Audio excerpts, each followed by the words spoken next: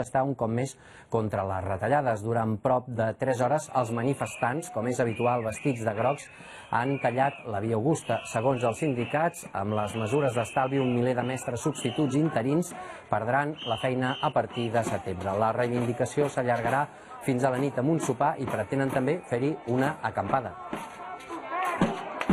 Aquesta retallada la rebutgem totalment perquè fan fora a docents, perquè deixen al carrer a molts companys i companyes i perquè, a més, deterioren d'una manera molt gran, que no ens podem permetre l'ensenyament públic d'aquest país.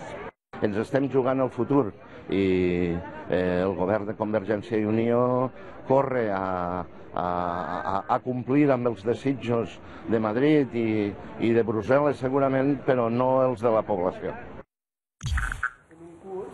Doncs abans d'aquesta concentració, 3 professors substituts de l'escola pública s'han encadenat a l'entrada de la Conselleria d'Ensenyament. Ho han fet acompanyats d'una desena més de professors. Han volgut així portar un pas més enllà la protesta contra les retallades. Després de parlar amb els responsables del departament, han donat per acabada aquesta tancada.